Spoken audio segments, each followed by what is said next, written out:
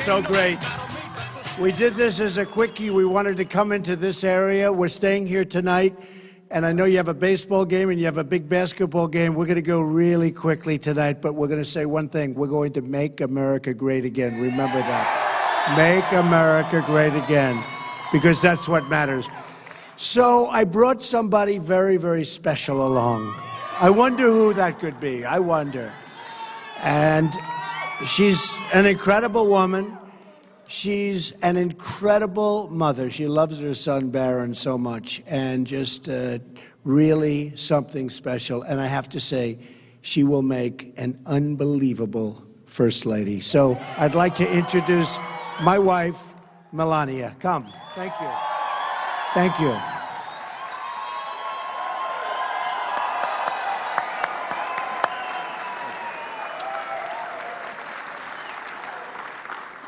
Hello.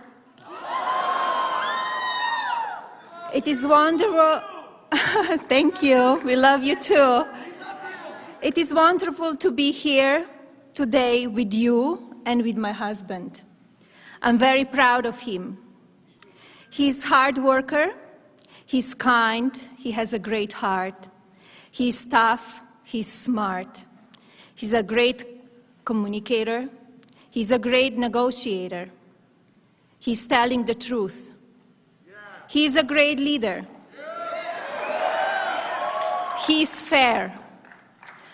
As you may know by now, when you attack him, he will punch back 10 times harder.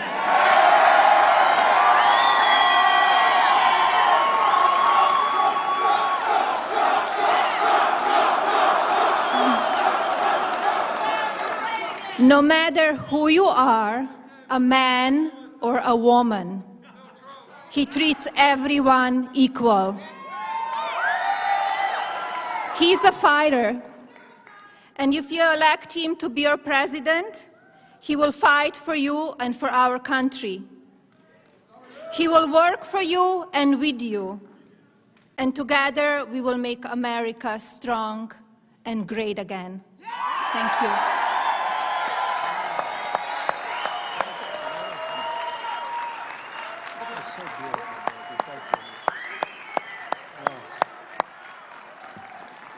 So beautiful.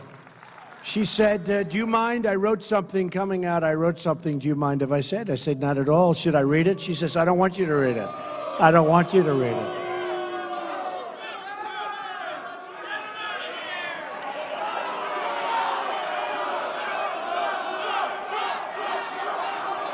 Thank you very much. So I really want to thank Melania for that. That was very special. You know, Wisconsin's a really special place, and we've been all over today, speeches all over. We had one before, thousands and thousands of people standing outside of an airplane hangar because the hangar was packed. And we had another one in the morning, and it's been an amazing day and some phenomenal results. You see what's happening with the polls. Boom, like a rocket ship. It's like a rocket. I guess I just heard when I walked in, one just came out that we're 10 points up. But don't worry about that. Don't pretend you didn't hear that. Go out and vote tomorrow, okay? Go out and vote tomorrow. You know, I used to say this to politicians that be friends of mine. I say, pretend you're a little bit behind, okay? That way you work hard. You never forget. But, you know, there's somebody I saw just a little while ago in the audience, a very special woman, an incredible woman. And Melania just said hello and met her, was so taken. And she represented you so beautifully. And some of you know who she is, many of you know who she is. But she was Miss Wisconsin. She has one of the most incredible spirits that I've ever seen. She's got a husband and a son. And his son is absolutely magnificent. And she loves him more than anything that you can imagine. And she's going through a very hard time. And she has been so supportive and so, just incredible of what we're trying to do. Not me, I'm a messenger. What we're trying to do, make America great again and bring it back. And stop letting the world take advantage of us, both militarily. I mean, we don't win anymore. We don't win anymore. We don't win a trade. We don't win with the military. We pay for everybody else's military. We don't know what we're doing. And she saw it, and she was here early. And she knows that we're going to take care of our people, and it's going to be America first. It's got to be America first. We have no choice. We have no choice. And she's with a friend of hers who's very well known, Chelsea Cooley, who is a tremendous, tremendous woman and just an amazing person. Also a great singer. But I won't even mention that because Chelsea would be the last to want to have people know that. Chelsea is such a great friend of Melissa Young. And Melissa Young, I just want to bring her and Chelsea onto the stage, and maybe Melissa would like to say something, and Chelsea, but this is just an unbelievable woman. So could I ask Melissa to come up on stage, please? Okay? Thank you. Thank you, everybody. Thank you, sweetheart. Oh, I love you guys too. Most of all, I love this man. I promise I won't cry this time. I'm going to pull it together. This is the greatest man I have ever met. His heart is made of pure gold. He saved me in so many ways and changed my world. Yes, he gave me a lot of gifts in my life. A gift of compassion and showing my son how to pay it forward. But above that, if this man becomes president of the United States of America, he is going to give me the best gift ever, and that is, I'll know that when I leave this world, I won't be here to watch my son grow. But I'll know that he is going to grow up in a country that is safe. That's what every mother wishes for.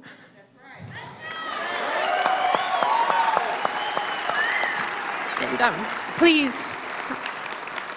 my fellow Wisconsinites, please, tomorrow, vote for Mr. Trump. Give yourselves that sense of peace. Give that to your children. This is the greatest man I have ever met, and he is going to make America great again. Thank you all so much. God bless you.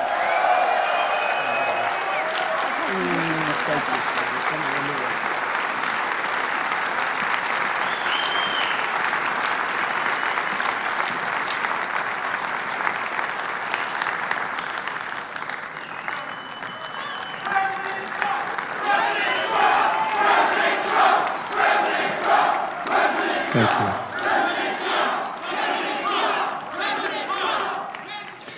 I'll tell you, that's an amazing story and just an incredible story, and we're going to make sure that it goes as well as it can. She was so amazing the way she walked up here and just spoke from the heart, and we all have to speak from the heart and from the heart. And you notice no teleprompters. We don't have teleprompters. We want to do it right from here and from here and from here. But I just want to, I saw Melissa and I said, I have to have you up because her story is an amazing story, and it's a story of courage. And we're going to work with her family, and we're going to make sure everything goes well. Okay, thank you all very much. So, in coming over today, and in going through a few of them, I said to a few of the folks, I've got to explain what's happening because our country is being decimated by stupidity, by bad deals, by horrible trades, by TPP, which Cruz wants badly and is going to destroy Wisconsin. This Trans-Pacific Partnership is a disaster. Cruz is pushing it hard.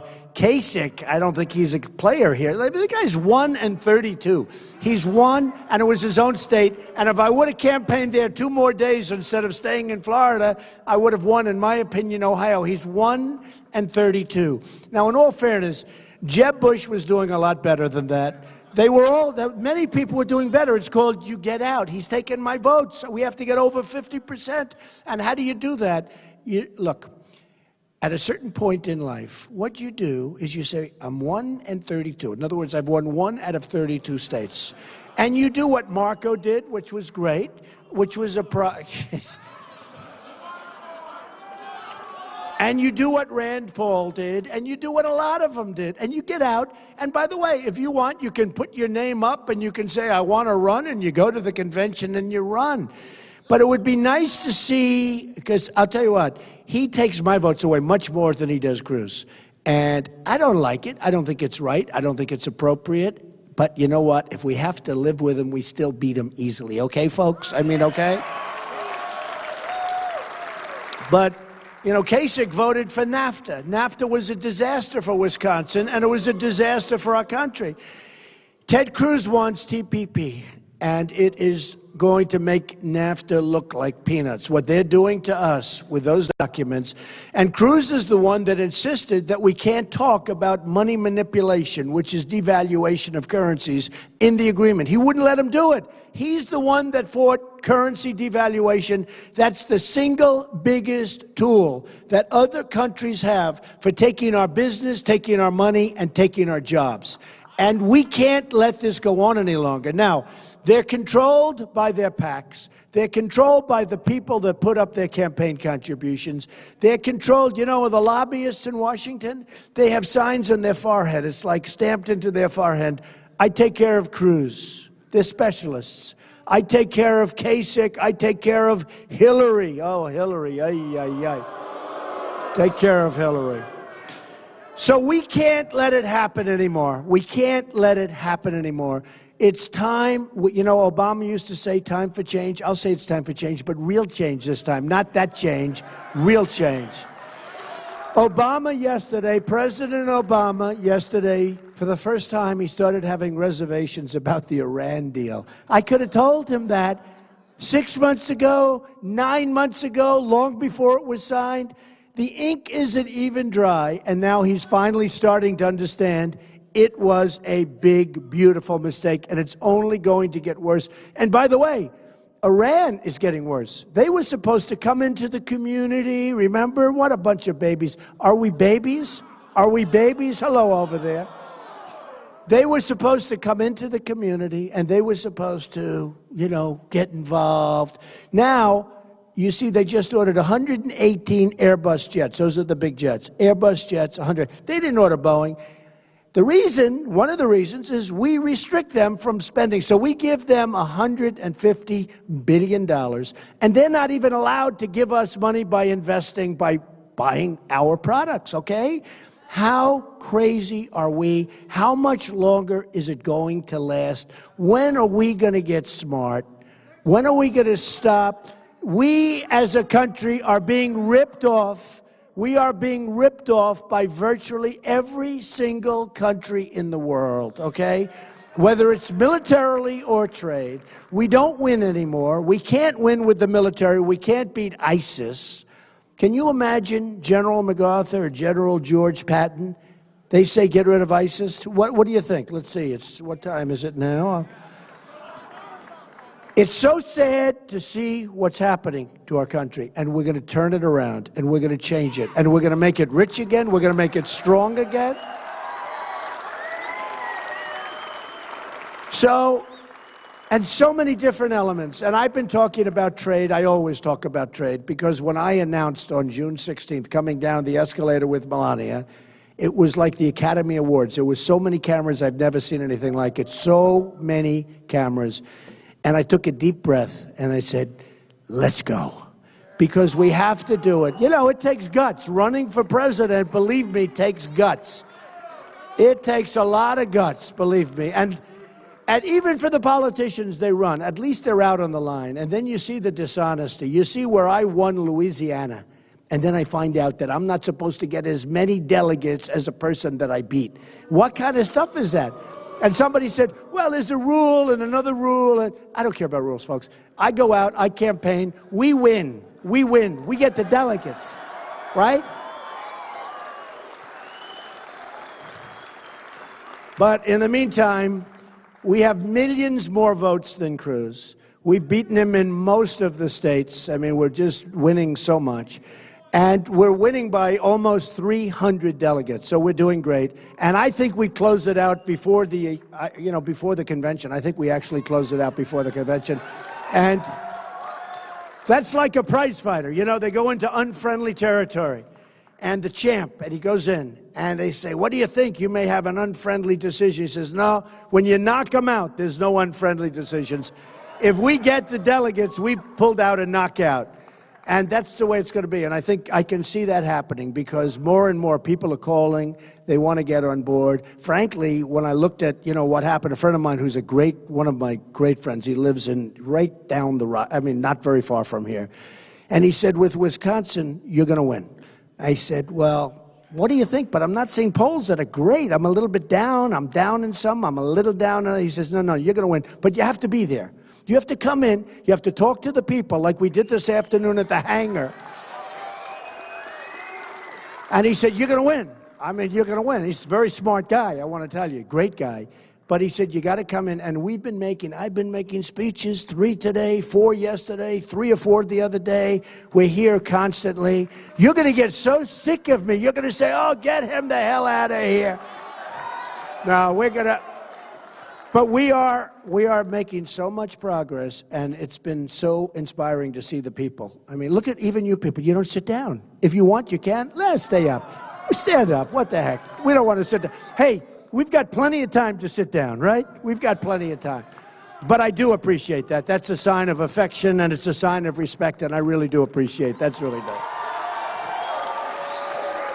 So... we have to bring our country back, and so many different things. With China, we have a trade deficit of $500 billion a year. With Mexico, we will build a wall. We will have strong borders. Strong border, believe me. We have a trade deficit of $58 billion a year. The wall's going to cost $10 billion to build. And people, the politicians, are saying, how can you possibly get them to pay? Let me tell you something, folks. And we have some good business people in this audience. When you have a $58 billion deficit and you have a $10 billion wall, it's real easy. And that's on a yearly basis, the 58. It's really easy. And they don't understand it. They said, but how do you get them to pay? I said, it's so easy. And you understand. Just rely on me, okay? Rely. So easy. That's so easy.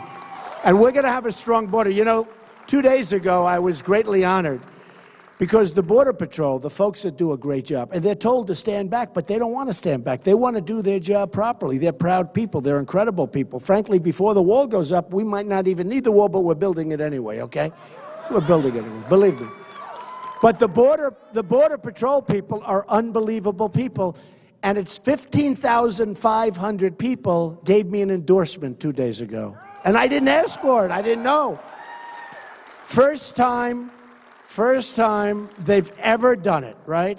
First time they've ever done it, and they gave me an endorsement. And it's so important. Now, Sheriff Joe from Arizona, I won Arizona really big, and Sheriff Joe was with me, and it was incredible, and we love it. Now, look, we have to have strong borders. We can't let the Syrians come in that we have no idea who they are, where they're coming from. We don't know if they're Syrians. This could be the all-time great Trojan horse. Who knows? I have as big a heart as anybody. We want to help them. We want to build safe zones in Syria. I want to get the Gulf states to pay for it. The Gulf states have nothing but money. We don't have money. We will run it. We will do a good job. We'll get it done. But let somebody else pay for it for a change. We can't do it.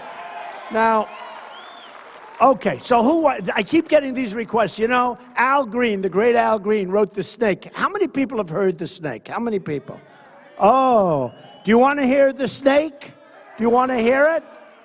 People love it, and I love it because it says what's going to happen to us if we're not careful. And this really pertains to allowing people into our country that we know we're going to have problems. We're going to have huge problems.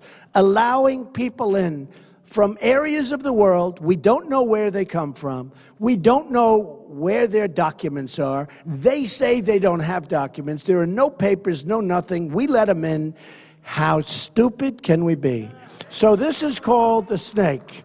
And I think it's pretty good, all right? So we'll give it a shot. Are you ready for this? A couple of you have heard it, but some of you haven't. On her way to work one morning, down the path along the lake, a tender-hearted woman saw a poor, half-frozen snake. His pretty colored skin had been all frosted with the dew. "Oh, well," she cried, "I'll take you in, and I'll take care of you. Take me in, O tender woman. Take me in for heaven's sake. Take me in, O tender woman," cried the broken snake. She wrapped him up all cozy in a curvature of silk, and then laid him by the fireside with some honey and some milk. Now she hurried home from work that night. As soon as she arrived, she found that pretty snake she'd taken in had been revived. "Take me in, O tender woman, take me in for heaven's sake. Take me in, O tender woman," sighed the broken snake. Now she clutched him to her bosom. "You're so beautiful," she cried. "But if I hadn't brought you in by now, heaven's sake, you might have died." Now she stroked his pretty skin, and then she kissed him and held him tight. But instead of saying thank you, that snake gave her a vicious bite.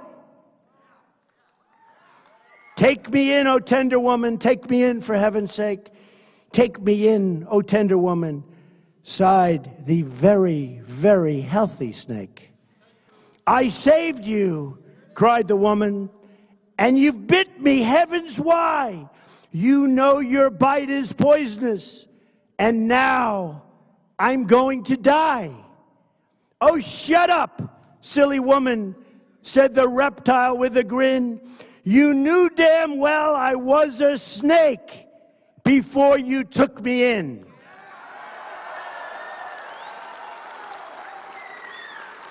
Right? That's what's happening to our country, folks. That's what's happening to our country, and we can't let it happen. We have to be smart. We have to be vigilant. We have to be strong.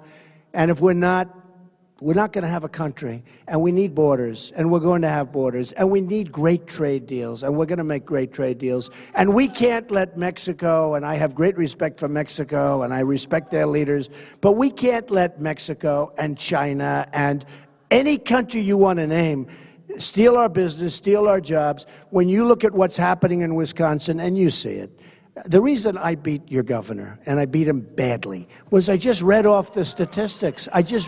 All I did, I stood up and I read statistics. You're losing jobs, and you know, Stephen came out before me and he gave you some of the information, so I'm not going to bore you with it, but it's very average, okay? It's very average. Our country is less than average. Our country is doing so badly. And it's just one of those things. And we have to smarten up. We have to get really tough. We have to get so vigilant and not be so politically correct. We have to do what's right for our country. When the great Ford Motor Company, great company, when they build a $2.5 billion plant in Mexico, when Nabisco moves its massive plant to Mexico from Chicago, we can't let it happen. When Carrier Air Conditioner, as you know, they just announced they're moving to Mexico. Pfizer's moving to Ireland. But let me just tell you, so I watch the politicians, and they have no business instincts, but more importantly, they're taken care of. You know, a lot of friends come up to me and they say, "Donald, let me ask you a question. These politicians are they that dumb?" I said, "No, they're not actually that dumb. Some are, but they're not actually that dumb. They're all taken care of by the special interests. And when you want something done, you see certain people in Washington, hey, who is better than me? I mean, take a look at me. Before June 16th, I was a part of the establishment. And they will do not what's right for you, but they will do what's right for the company they represent or the country they represent. And the United States continues to get ripped off. And a lot of times they'll say, how could a deal be so stupidly made? These people are so stupid. I said, they're not stupid. They're doing it for themselves. They're doing it because they want campaign contributions. They're doing it because they want money put in their PACs. They are totally controlled by the money. Believe me, they're totally controlled by the money. And that's not good for our country, okay? That's not good because terrible things are happening and we're getting weaker and weaker. Hundreds of thousands and even millions of jobs are being taken out. You look at the jobs we have, even in Wisconsin. I mean, you see the jobs, the manufacturing, it's all so down and so gloomy. And throughout the United States, and it's a disaster what's going on with our country. We're not going to have jobs left. And they do it with manipulation of currency. They do it with guile. They do it with so many different elements that our people don't even know what's happening. Our politicians, in most cases, don't even know what's happening. And when they do know what's happening and they let it happen, it's even worse. So I'm not taking money from anybody. I'm self-funding my campaign.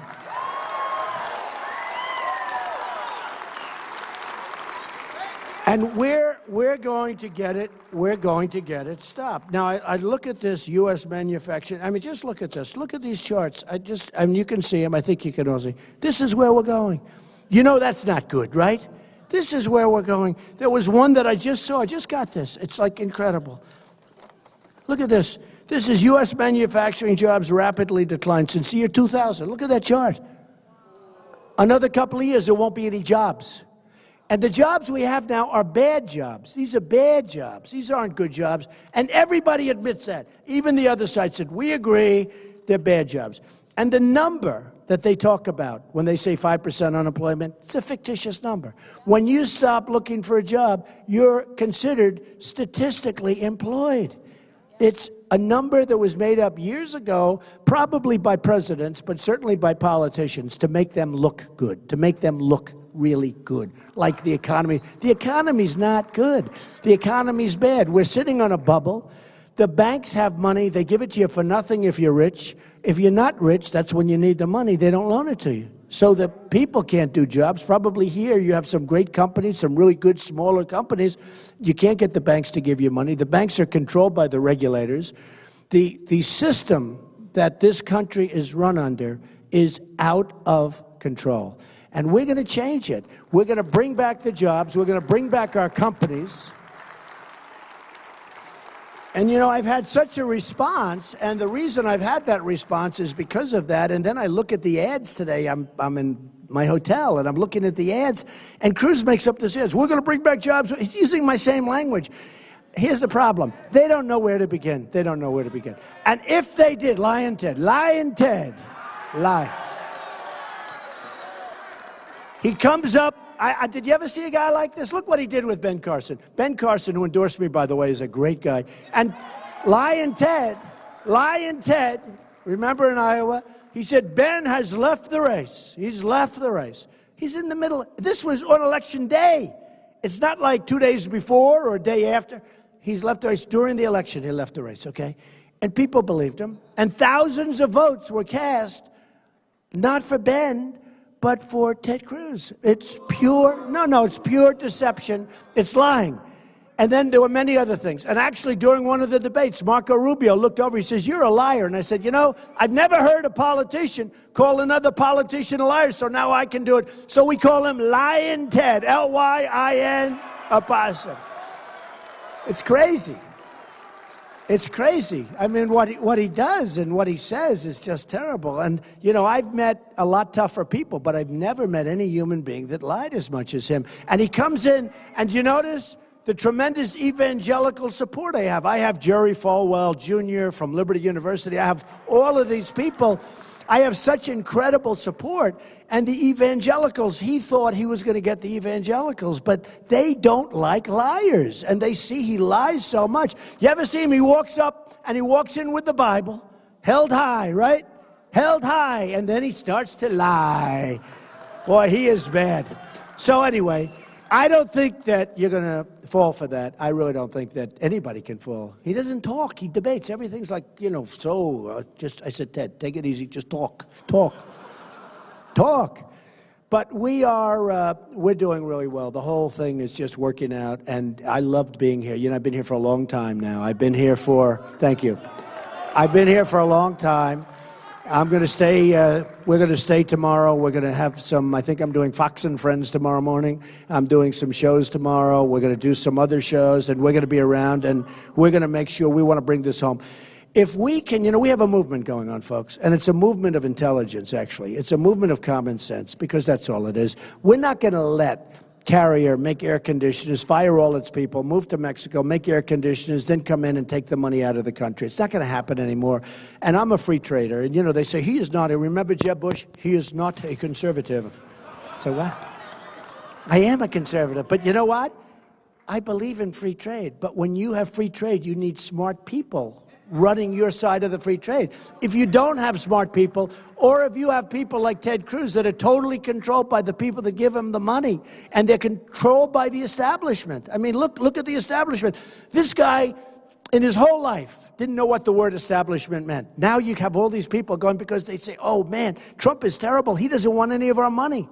I had one friend that came into my office. I don't think I've ever said this before. He came into my office. He wanted to give me millions of dollars. I said, I can't take your money. I don't want the money. I'm self-funding. No, you got to be kidding. He didn't even know. He thought I was kidding. He wanted to endorse me, wanted to support me. I said, no, I don't want. Anyway, he was finally convinced I didn't want his money. And he's leaving. I said, by the way, what are you going to do now? He said, I'm going to give it to another candidate. I said, why?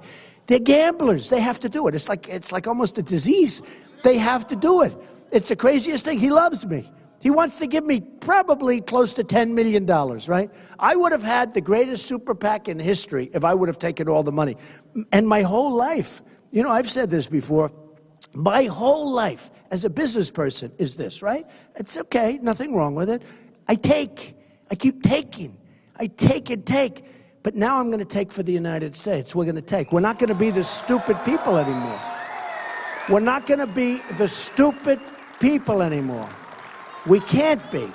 We can't be.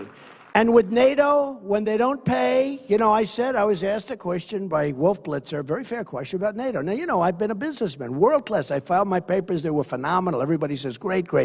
I built a great company, very little debt, tremendous cash flow, some of the greatest assets in the world.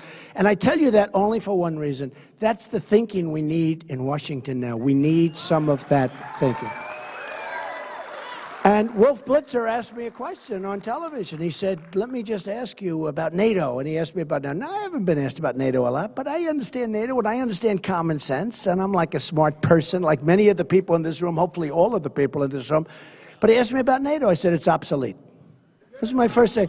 And you know what? I'm the first one. Guys that study NATO, and good people, but they study NATO. And they say, I don't believe it. What he just said, I never thought of that. They study it. Because they're so into it that they don't realize. Because it was really put there. You had the Soviet Union, and now you have Russia, which is different, but Russia is very powerful, so we can sort of say that's a balance, so we'll leave it. But it doesn't really cover terrorism like it's supposed to. It doesn't have the right countries. I mean, many of the countries in there aren't, that you associate with terrorism. And so I said, number one, it's obsolete. I said, number two, to the best of my knowledge, the United States pays far too much proportionately, and why are we always paying the bills to protect other people? And the press, which is so totally dishonest, the press goes, headlines the next day, Trump doesn't want NATO, wants to disband NATO. And that's not what I said. I said, you got to pay your bills. And you know what? If they can't pay their bills, honestly, they got to go.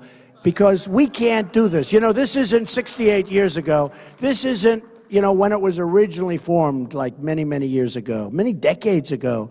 And you have to redo things. But it is interesting. Some of the smartest people have said, what Trump said is genius. It's obsolete. And you know what? It's true. There's a lot of people, a lot of countries being given a free ride. We can't have the free rides anymore, folks. Thank you. Well, we need somebody with that. It's America first, folks. It's America first. So then, as you know, North Korea is a big problem. North Korea is a problem. A problem could be solved easily by China, but they don't want to solve it because they want to tweak us. They're building in the South China Sea a massive military fort. You know what's going on. They shouldn't be doing that. And they're taking our money. And, you talk about the imbalance of trade. You talk about the kind of money. How about this? We owe China $1.7 trillion. Now, they take our money. They take our jobs, and I love them. They're fine. They're great. I'm not angry at China. I'm angry at our people, at our leaders for letting it happen. I'm not angry at China. If you can get away with it, you do it. But they take our jobs, they take our money, they take our money, they take everything. We owe them $1.7 trillion. That's like sort of a magic act, isn't it? Amazing. Japan, they send cars by the millions. They come off those boats. Los Angeles, I was there at the docks. I looked at the biggest boats you've ever seen, biggest, greatest ships you've ever seen. The cars are pouring off the ships. We owe them $1.5 trillion. It's like, well, how does this all happen, okay? How does it happen? Here's the story, folks. We're going to change our thinking. We're going to be the smart people again. We're going to be so smart. We're going to be so sharp. So a lot of people don't know. We protect Japan. Do you know that? Does anybody know? You might know from this because, you know, we protect Japan. We protect Germany. We protect South Korea. When you want a television set, who do you get it from? South Korea. Samsung, LG, you get it from South Korea. So we protect all the, and big ships they make. These are monster economies. We protect them. They don't pay what they should be paying for not having to have this massive military apparatus that we supply. And you know what? We get that because we have people that don't know what they're doing in Washington for many years. I mean, I'm not even blaming, Obama's the worst. He's the worst. The worst. I mean, when he just realizes, he just realized that the Iran deal is a bad deal. It just took him realize. I said, oh, why didn't you listen to me 2 years ago? Just 2 years ago, if he would have let. Can you imagine, did you ever see a deal take so long? By the way, usually when a deal takes that long, it's bad automatically. I can usually tell you that. But anyway, so we protect Japan. So it comes out, they say, what do you think of Japan? I said, look, I would have to tell Japan, and I'm talking about other nations also, because I have great friends from Japan. I have great friends from South Korea. We have to go see them, talk to them, have a meeting with them. We love protecting you. We don't want them to arm necessarily. But, you know, at some point, how long are we going to do this? So we have to see them, and we have to say, you got to help us out. You know, we have this massive amount of money that we have to get rid of, because we are sitting on one of the worst bubbles you'll ever see, okay? Believe me, we got to straighten it out. We got to straighten out our trade deals. We got to straighten out our military deals. We're taking care of all these countries. So we go to Japan. And here's what the news say. I said to the people, I was telling the people, and they said, wow, that sounds good. You got to take care of us. Now, they'll probably say initially no, and we leave, and then they're going to say yes. But if they don't say yes, you always have to be prepared to make a great deal to walk. You have to be. You can't say, oh. The problem with the Iran deal was that Secretary Kerry was like an amateur. I call him amateur night. He refused to walk. They were laughing at him in the streets of Iran. They were claiming the deal is the greatest deal ever made before it was even made. They're saying this deal is unbelievable. They were laughing at the Secretary of State of this country. They were laughing at the United States, saying that this deal is so great. And they're dancing. Remember burning the flag, dancing? When they start dancing about a deal that I'm making, when they start burning the American flag, I'm out of there. Bye-bye. Good luck. And he just kept going back. And I kept waiting. I wanted to call him. I wanted to say, walk. Because every single thing, he'd say, we would like to get this. No. Oh, okay. You've got it. We would like to get that. No. You know, the Persians are great negotiators. It's an unbelievable deal. But just yesterday, Obama, he brought it up that he's very unhappy. And, I mean, think of it. $150 billion. It's the worst deal. We didn't get our prisoners back. We should have had the prisoners back before we started negotiating. Increase the sanctions. Don't sit at the table. Say you give our prisoners back or we're not starting. You leave. They'll say no. You leave. And what happens? You double up the sanctions. Within 24 hours, they call you and they say you've got your prisoners. That could have been years ago, right? So we have people that don't know what they're doing. Here's the story. You need Trump. You do. You need Trump. You got it. You got to have Trump. You do. I mean, you got to have Trump. You know, it's sort of interesting because I see when I turn on the television, I see these ads about myself by crooked people. I see these ads, and they're mostly wrong. Some a little bit sometimes they're right, but they're all negative, you know. And I'm watching last night television, ad after ad. In Florida, they spent $38 million on negative ads, and I won in a landslide. I wonder, does anybody read? Does anybody watch television? You know, it's not much for the advertising community when you think they spent $38 million, a record number, in Florida. They spent thousands and thousands of ads nationwide. Listen to this one.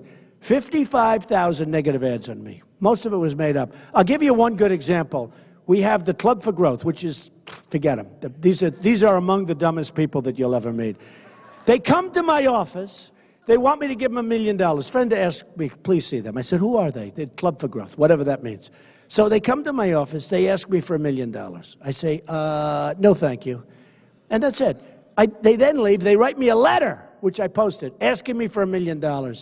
I said very nicely, I'm not a bad person. I said nicely, no, thank you. You know, you can be rich, but you don't have to be stupid, okay? Why am I going to give them $1 million? So what happens is all of a sudden I see their name all over the place, Club for Growth, and they talk about, you know, different things, ridiculous things. I mean, it's the worst ads. And by the way, one is a fraudulent ad because they say if Cruz and Kasich got together and you added their delegates, and they show the delegates, right? And you add them up, and I'm over here with Lot, and they said, and they add them up, and they show a graph that goes much higher than mine, and it's much lower than mine. They're a fraud. And what we did is we told them to stop that ad. And that was a week ago. And we tweeted about it, and everybody's talking about it. And I see it last night again. They're crooked. So here's what they do. It's like a form of extortion, I guess, right? When you think of it, they come to your office, they ask for $1 million. You don't give them the $1 million. They go out, they do negative ads. These are the people. You know, if these people about Trump, they call it like no Trump. What do they call that thing? They call it never Trump. Oh, you need Trump so badly, though. I was saying, if they would work, if they would have worked so hard, so diligently against President Barack Hussein Obama, okay, they would have beaten him. They would have had great budgets. They would have had everything they wanted.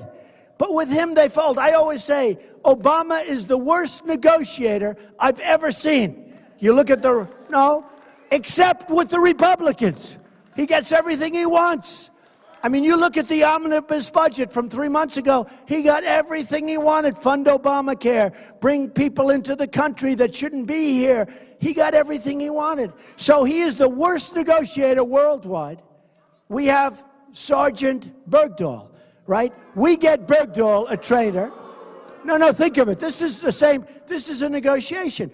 We get Bergdahl, and they get, what do they get? 5 of their most coveted killers that have been in jail for 8 years in Gitmo, which we're not closing down, by the way, okay? We're going to run it a lot more. So we get Bergdahl, a traitor, who 5 or 6, probably 6, people were killed going out to try and get him back. He left. He's a traitor. So we get Bergdahl, and that's what we get. And they get 5 people that are right now back on the battlefield or soon to be back on the battlefield trying to kill everybody in sight, including us, okay? We've got to stop it. We've got to stop it. So with Japan, I said, maybe we got to walk.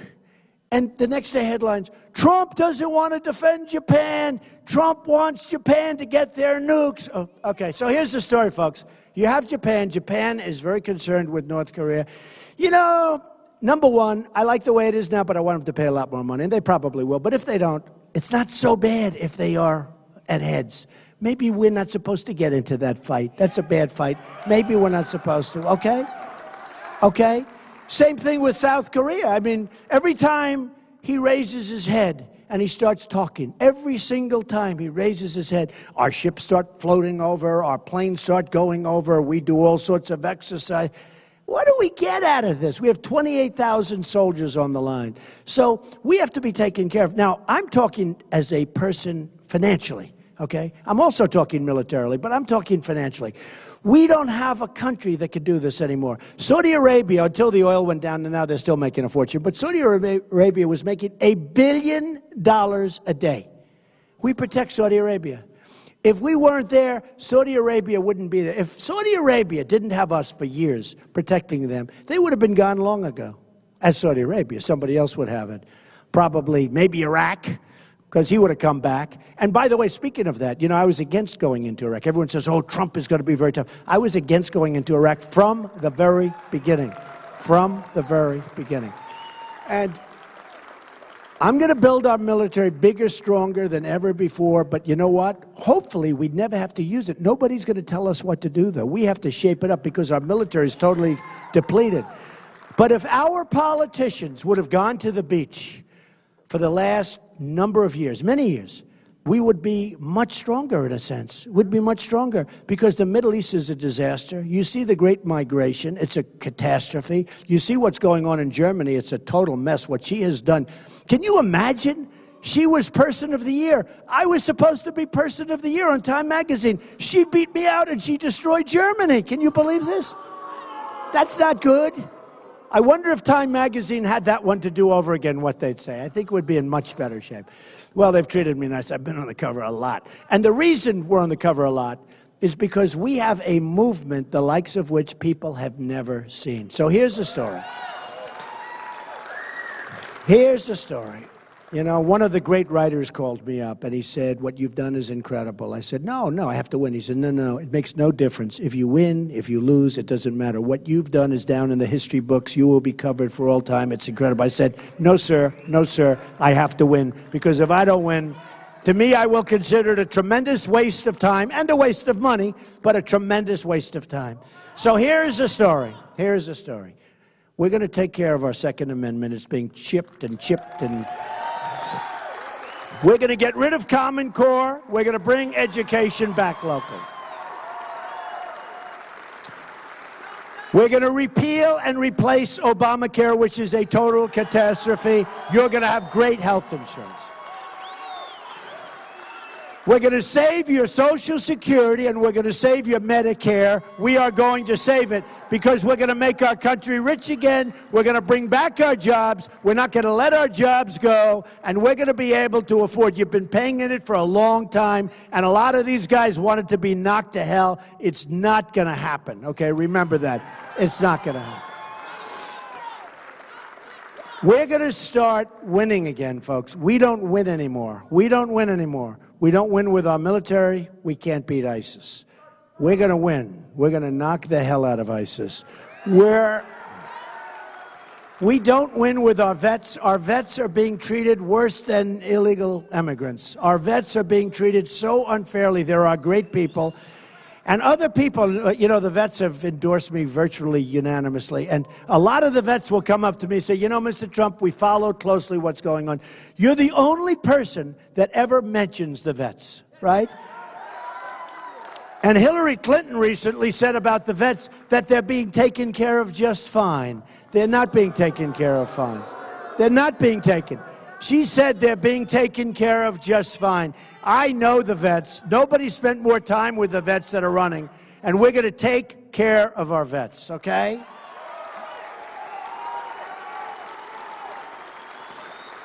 We are going to tear up and make great and very lucrative, and everybody's going to be happy, including the other side, trade deals. I have the greatest people in the world for dealing. We use political hacks. They don't know what they're doing. They're dealing against the smartest people in China, the smartest people in Japan, the smartest people from all over the world, and our negotiators are political hacks, and we're not using them anymore. We're using the greatest business people in the world, and we have them in this country, and they're endorsing me, and I know the best ones from the not-so-great ones, and we're going to have great trade deals. We're going to have a strong border. We're going to have a real border, okay?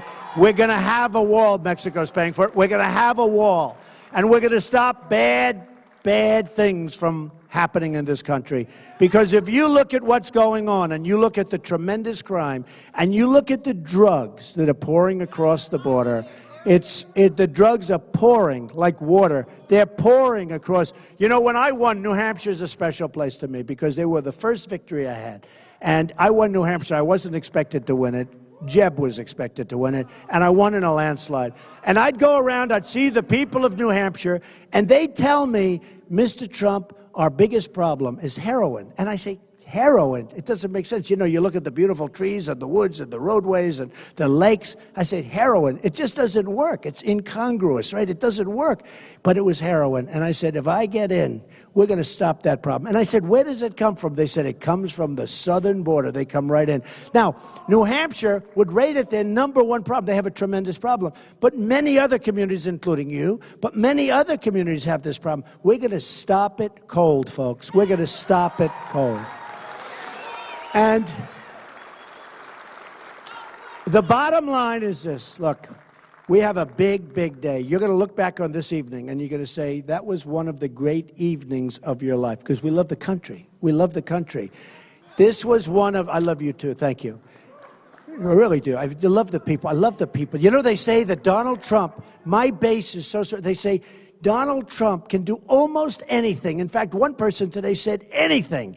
And they interviewed a woman, I saw her last night on television, sitting in a hotel room, which was not the most beautiful room I've ever been in, but was very clean. And I only want clean. I don't care about the room. I want clean. But they were sitting there, and they said to a woman, a wonderful woman, probably 55 years old, and her friends were there.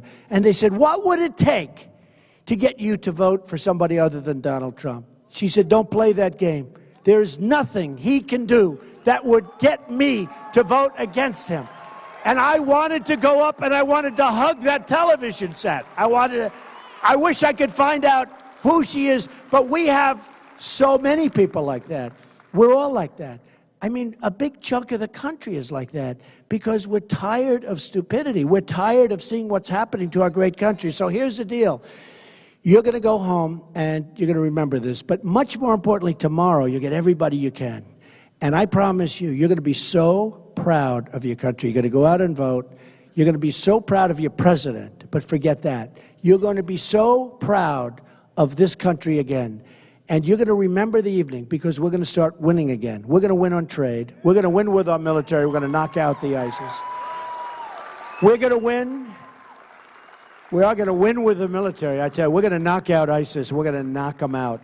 We're going to win for our vets because our vets have been treated too badly. It's not going to happen anymore. We're going to win at the border. We're going to win with education. We're going to win with our Second Amendment. So many people talk to me about the Second Amendment. We're going to win at every single element of what we're doing.